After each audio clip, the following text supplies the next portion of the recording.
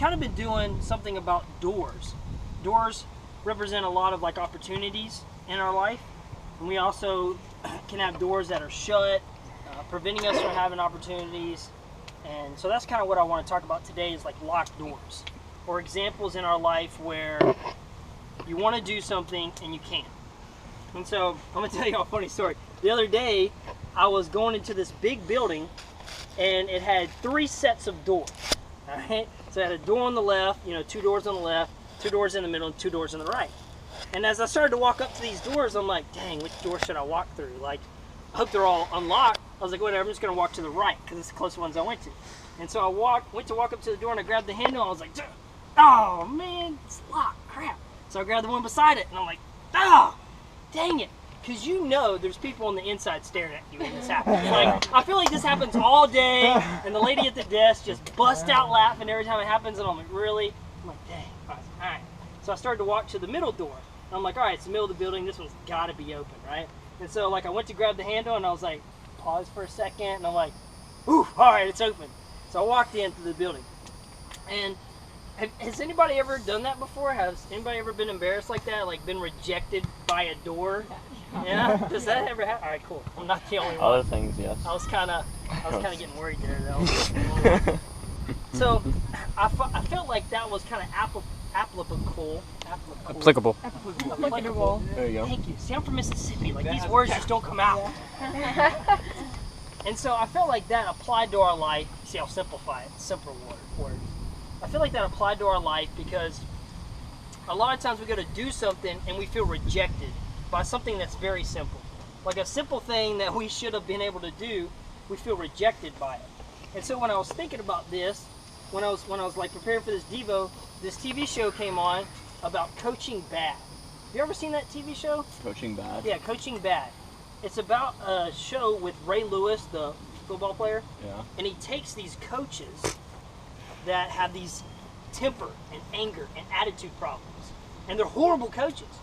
So this one example, he was like a pee-wee coach, and like this grown man is yelling and screaming at this little bitty kid for not knowing how to do this advanced like sweep football tackle move. I'm like, I can't even do that move.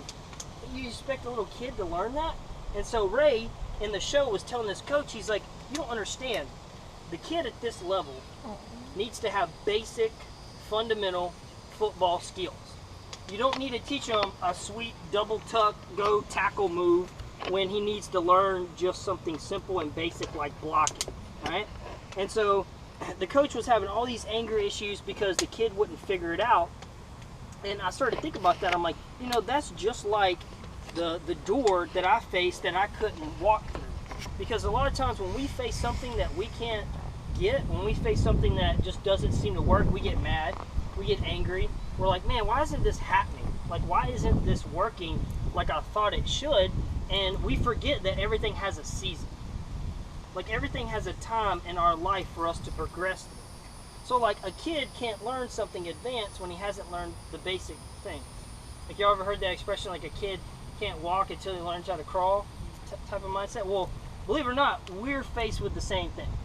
Like, we try to go and do things, and we can't do it, but what I've learned is when that happens, it's not a no, it's just a no, not right now. Like, you haven't learned something. You haven't moved on. And I'll tell you a perfect example from my life.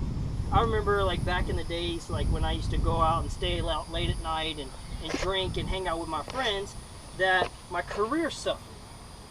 Like, I actually couldn't run my business the way I wanted it to because I wasn't sleeping.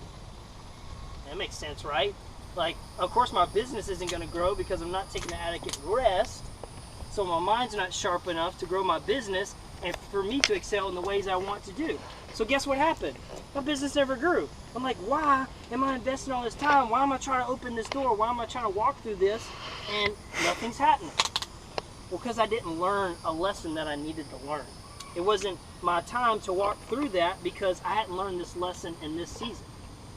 And so I feel like this is so important because a lot of us want something new, but we haven't learned what we need to learn here now.